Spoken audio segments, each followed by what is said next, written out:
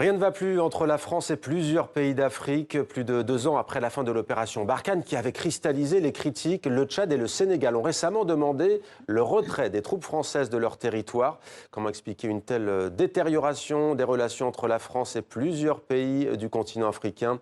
On en parle pour l'instant avec notre éditorialiste Slimane Zeguidour. Bonsoir Slimane. Bonsoir. On va peut-être d'abord revenir sur l'une des dernières polémiques, on en parlait d'ailleurs hier. Polémique après quoi? Après les propos d'Emmanuel Macron qui a parlé d'ingratitude de certains dirigeants africains. Il s'est aussi attribué la paternité de ces retraits, de ces décisions de retrait de l'armée française de plusieurs pays d'Afrique. Le Premier ministre du Sénégal, Ousmane Sonko, a dénoncé des propos totalement erronés. Le ministre tchadien des Affaires étrangères, Abderrahmane Koulama, a fustigé une attitude méprisante. Retour sur ces dernières tensions avec Mevalo. Et nous n'avons pas le sujet. Alors on va commencer avec vous, Slimane Zeguidour. 2 pays à la surprise générale en fin d'année dernière, en l'occurrence le Sénégal et le Tchad, qui décident d'en finir avec la présence sur leur territoire de troupes françaises. Est-ce qu'on peut dire que les relations entre la France et l'Afrique n'ont jamais été aussi mauvaises depuis les indépendances? C'est pas qu'elles sont mauvaises, mais c'est un rebond de l'indépendance. Parce que l'indépendance, c'est une forme de séparation. Après, on voit si on redevient des partenaires, des amis, ou si on reste sur ses rancunes ou ses rancœurs. Or, il y a eu donc l'indépendance qui était une première séparation, et ensuite, l'armée française était en Afrique sur la base d'accords de défense consentis par les États nouvellement indépendants qui avaient tout à y gagner. En ce sens que l'armée française, non seulement les protégeait, c'était une forme de police d'assurance. Et rappelons-nous, on était en pleine guerre froide, où l'Afrique était divisée entre des pays pro-soviétiques qui étaient à couteau tiré avec des pays pro-occidentaux. D'où l'intérêt de la France de cultiver des pays pour avoir des votes en faveur de l'Occident à l'ONU.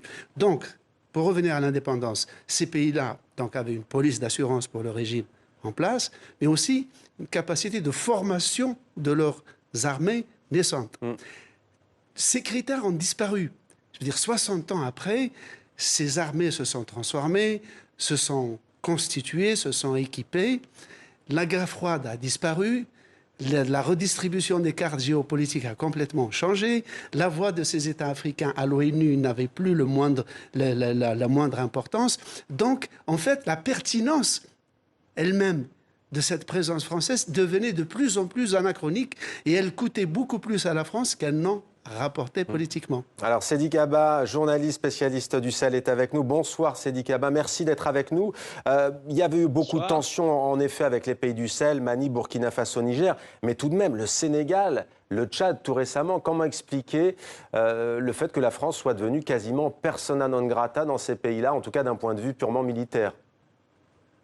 Oui, je crois que Slimane a bien fait de rappeler un peu, de faire l'état de lieu et de parler de cet anachronisme. Ce que la France a raté, à mon avis, c'est de changer de paradigme et d'adapter un peu la relation avec l'Afrique au contexte qui est marqué aujourd'hui par la présence de nouveaux acteurs. Et la France a gardé le même paradigme, l'ancien paradigme, celui d'une relation verticale avec ses anciennes colonies.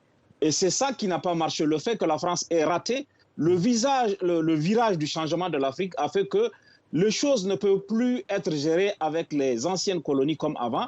Et elle se retrouvait dans cette situation avec aujourd'hui les propos que le président Macron a tenus et qui ont suscité l'indignation. Alors justement, à propos des propos d'Emmanuel Macron, Sédi Kaba, lorsqu'il est arrivé au début de son premier mandat, il a gagné, rappelons-le, en 2017, il avait déclaré, d'ailleurs dans un discours à Ouagadougou à l'université, que lui n'était pas né au moment où il y avait la colonisation, en tous les cas que les pays avaient déjà pris leur indépendance, les ex-colonies.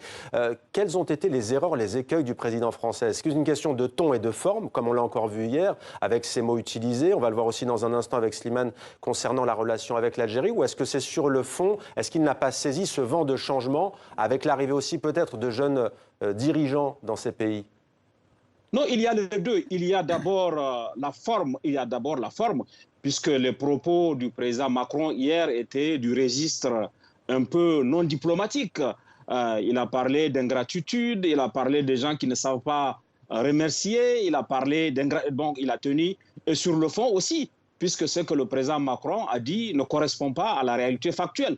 Quand le président Macron dit que les pays du Sahel n'ont pas fait preuve de reconnaissance, c'est totalement inexact. Nous avons tous en mémoire cette formule célèbre de Hollande où il a dit à Tombouctou que c'était le plus grand jour de sa vie politique, parce qu'il a reçu un accueil à la hauteur de l'engagement que la France a eu.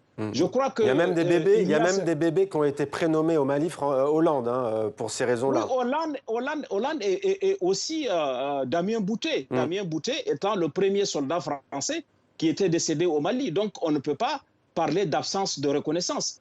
Je crois que Macron aussi n'a pas intégré le fait que l'Afrique a changé. Il n'a pas intégré que l'Afrique a de nouveaux dirigeants et surtout une opinion publique qui n'existe pas. Je vais donner cette anecdote pour illustrer. Lorsque... petite coupure avec Seydi Kaba qu'on retrouvera peut-être. Allez-y.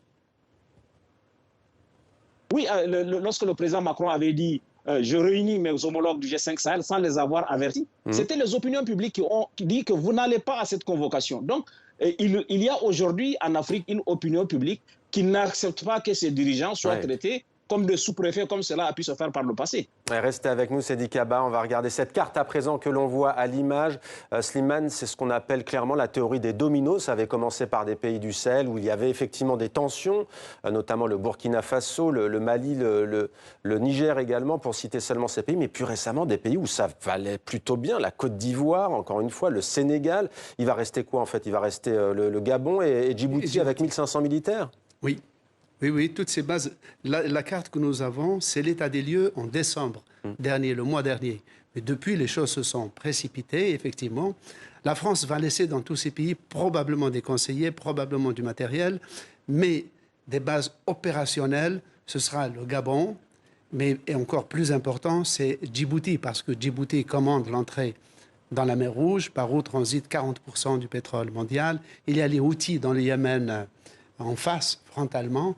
Donc ce sera probablement l'épicentre de la présence française dans l'océan Indien et en Afrique. Au-delà de ces bases, quelle influence perd la France en Afrique? Est-ce que c'est éminemment économique? Il y a des richesses dans les sous-sols, il y a l'uranium notamment, on pense... Oui, mais alors, justement, la France reste le premier investisseur dans les États subsahariens juste après la Chine. C'est une donnée qui reste. Pour les intérêts, je pense que les économistes nous disent que les sociétés françaises ont beaucoup plus maintenant de champs d'action dans des pays lusophones ou anglophones, par exemple le Nigeria et l'Angola. Le Ghana. Par exemple, pour ce qui est de l'uranium, le Niger était un des fournisseurs d'uranium qui était crucial. Ce n'est plus le cas maintenant. Maintenant, c'est le Kazakhstan qui l'a remplacé. Il y a le pétrole, mais le pétrole est moins présent pour les intérêts français. Non, l'importance, il y a deux choses dans la présence française en Afrique. D'abord, il y a le complexe de la tache jaune, la tache rose. Moi, je me souviens, j'ai eu les manuels scolaires de la Ve République, on voyait l'Afrique occidentale française. C'est-à-dire, tous ces pays-là, c'était le prestige. Et il y a, la deuxième raison, c'est du point de vue géopolitique, c'est un des bassins de la francophonie. Si on prend le Maghreb et l'Afrique subsaharienne, on a 2 locuteurs de français sur 3 dans le monde. C'est-à-dire le triple des locuteurs qu'il y a en France. Ça, c'est ce qui reste. Plus sont issus de cette tache rose, une grande diaspora en France, plus des milliers de binationaux. Tout cela fait que, même si la France se désinvestit militairement et politiquement, parfois, avant même qu'elle ne se désinvestisse, il y a déjà de nouveaux arrivants. Il y a les Marocains, les Israéliens, les Iraniens, les Indiens, les Russes, les Chinois. L'Afrique n'est plus aussi divisée qu'elle l'était pendant la guerre froide. Alors justement, à ce propos, Seydi Kaba, à qui profite cette perte d'influence? Tous les regards se tournent évidemment vers la Russie et la Chine. Oui, on peut parler, compte tenu du contexte aujourd'hui d'insécurité qu'il y a, la Russie a une offre qui prospère. Mais il n'y a pas que la Russie. On connaît la diplomatie de drones que la Turquie a, puisque tout le monde achète des drones turcs en pensant que c'est performant. Il y a aussi la Chine qui a un poids économique important. Pour parler du Niger dont vous venez de parler, la Chine est le pays qui exploite le pétrole au Niger. Donc il y a aujourd'hui une diversification. Et à mon avis, ce n'est pas l'éviction de la France au profit des autres. La France, comme il a été si bien dit, a un avantage comparatif, la communauté de langue. Vous savez, le plus grand pays francophone au monde, ce n'est pas la France, c'est la RDC, c'est la République démocratique du Congo. Donc sur le plan culturel aussi, et sur le plan linguistique, la France a une carte à jouer. Et l'attrait des étudiants étrangers aussi, la France a une carte à jouer. À mon avis, ce n'est pas la France ou les autres, c'est la France et les autres compte tenu du défi aujourd'hui qui se présente. Ce qui change pour la France, c'est qu'elle n'est plus dans la situation du précaré où les choses lui sont acquises d'avance. Elle doit compétir avec les autres. Elle doit se mouiller la chemise. Mais est-ce que c'est irréversible ou est-ce que ça pourrait changer? Emmanuel Macron ne sera quoi qu'il arrive plus là dans 2 ans et demi à la fin de son second quinquennat. Est-ce que cela peut changer avec un prochain locataire à l'Élysée, comme on dit entre guillemets? Oui, il y a une double condition. Il y a le changement de paradigme, sortir de la relation verticale. Et puis, il y a aussi la personnalité de Macron qui est trop clivante. Aucun autre chef d'État avant lui n'a tenu le propos qu'il a tenu avant-hier et ça a pu blesser les gens.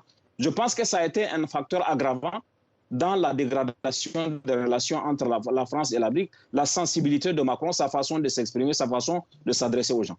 Restez avec nous, Sadi Kaba. Alors, on a vu le drapeau de la France et de l'Algérie. On va en parler avec vous, Slimane. Ça ne va pas non plus entre ce pays d'Afrique, l'Algérie et la France. Son ex-colonie, nos confrères du journal Le Monde écrivent aujourd'hui entre la France et l'Algérie, la multiplication des tensions éloigne la perspective d'une réconciliation. En mettant en cause l'honneur de l'Algérie, M. Macron ravive les tensions franco-algériennes nées du contentieux sur le Sahara occidental et l'affaire Boualem Sansal, du nom de l'écrivain actuellement en prison en Algérie. Est-ce que c'est sans précédent depuis l'indépendance de l'Algérie en 1962 ? C'est sans précédent peut-être dans la véhémence de certains discours. Mais il y a eu un très fort moment de tension dans les années 70, lorsque l'Algérie a voulu nationaliser le pétrole. Je vivais à Alger à l'époque et je me souviens, il y avait une très forte tension. Mais il n'y avait pas les médias. Il n'y avait pas la télévision 24/24, les médias. C'était seulement au journal de 20 heures, on prenait connaissance un peu de ce qui se passait. Donc cette crise, elle est paroxystique, mais à mon avis, les relations France-Algérie resteront dysfonctionnelles, quelles que soient les embellis qui peuvent les apaiser de temps en temps, tant que les deux États ne prennent pas en compte un élément essentiel. C'est le suivant. C'est que la guerre d'Algérie n'a pas provoqué un divorce entre le peuple français et le peuple algérien. Elle a rendu la séparation impossible. Et je vais aller très rapidement et je vais vous le dire pourquoi. Quand les deux pays se sont séparés à l'indépendance en 1962, il y avait 400 000 Algériens dans la métropole. 6 ans après, il y en avait 400 000 qui sont nouveaux venus du pays. C'est-à-dire qu'en 1970, il y avait 1 million de Français d'Algérie rapatriés, mais il y avait 1 million de travailleurs algériens en France. Ces Français, leurs enfants sont devenus Français juste après l'indépendance. Et aujourd'hui, il y a une communauté de franco-algériens énorme, si bien qu'il y a plus de descendants d'Algériens à Marseille qu'il n'y a d'Algériens dans toutes les capitales arabes réunies. Autrement dit, le peuple avec lequel les Algériens ont versé leur sang, c'est le peuple français, et celui avec lequel ils ont mêlé leur sang par l'union matrimoniale. Est-ce que vous dites que les deux États n'ont pas compris cela? Ne veulent pas assumer cet héritage. Ils continuent de vivre sur l'idée d'un divorce, alors que les deux États sont obligés, pour des raisons même, je dirais, de cohésion nationale interne, de s'entendre sur cet héritage totalement imprévu et inattendu. Sadi Kaba, j'aimerais vous entendre aussi sur la relation franco-algérienne.